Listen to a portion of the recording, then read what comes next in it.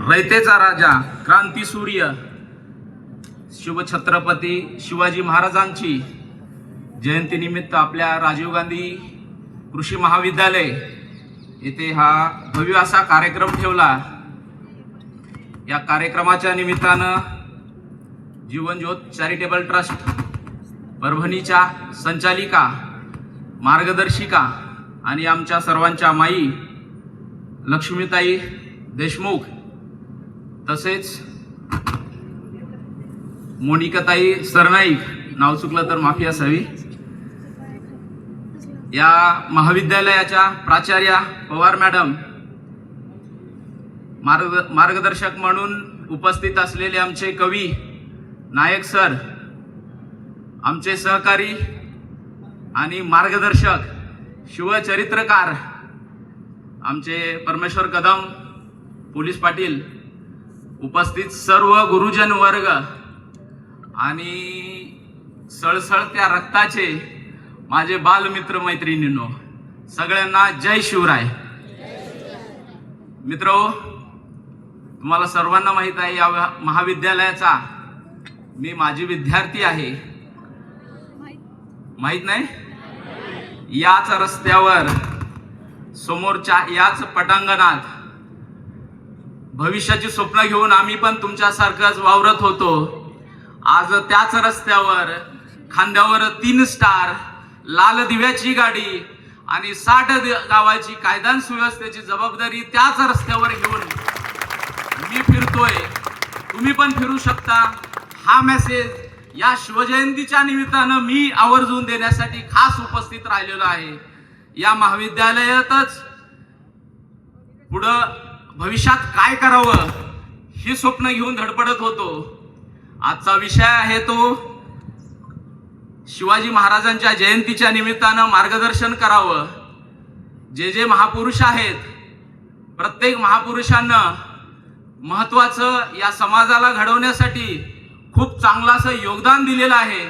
म्हणूनच आपण त्यांची जयंती साजरी करत असतो, त्यांच्या विचाराची जयंती साजरी करत असतो। काय कार्य केलं हे पुढील सगळ्या पिढींना माहीत व्हावं यासाठी आपण ही जयंती साजरी करत असतो। प्रत्येक महापुरुषांचं उदाहरण घेतलं तर कुणी कोणत्या धर्मासाठी किंवा जातीसाठी कार्य केलेलं नाही, तर त्यांचा माणूस एक चांगला कर्तव्यगार व्हावा आणि देशाचं नाव लौकिकास करावं असं उद्देश ठेवूनच त्यांनी कार्य केलेलं आहे।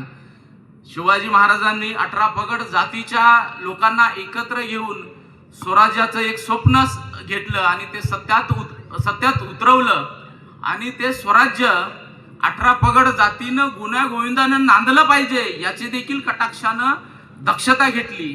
परंतु मला आज एका खेदानं म्हणावं असं वाटतंय, आज आपण सर्व महापुरुषांना वाटून घेतलेलं आहोत हे मात्र विसरता कामा नये। बरोबर आहे का नाही?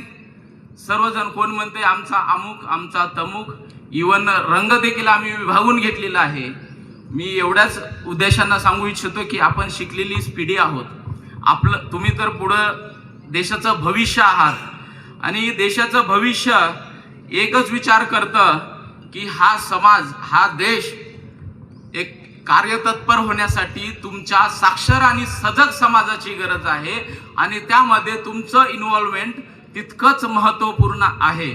त्यासाठी तुम्हाला साक्षर आणि सक्षम होणं आवश्यक आहे। तर या पद्धतीनं जर समाजामध्ये दुही होत असेल तर ते देखील आपण कमी करायला पाहिजे, हे आवर्जून आपण लक्ष दिलं पाहिजे।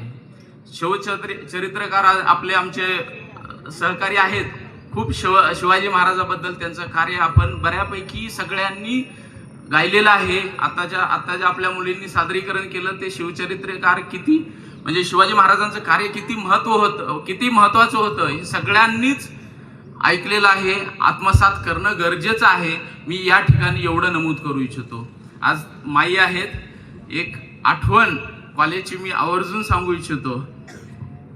तेव्हा साहेब होते आणि साहेबांनी माई त्या पटांगणात बसले होते, 2 जण। आम्ही महाविद्यालयात अभ्यासाला आवर्जून यायचो।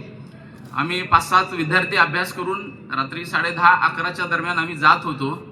तेव्हा साहेबांनी आम्हाला आवर्जून बोलवलं आता साहेब तसं बघायला गेलं तर मला वाटतं शिवसेनेचे महाराष्ट्रातले पहिले खासदार होते ते, आणि तेव्हा त्यांनी आम्हाला जवळ बोलून घेतलं आणि प्रत्येकांना विचारलं की तुम्ही कुठल्या जिल्ह्यातले आहात. मी धाराशिवचा होतो, बरेच जण विद्यार्थी, कोण नांदेडचं होतं, कोण परभणीचं होतं, कोण लातूरचं होतं. सगळ्यांनी सांगितलं आणि साहेबांनी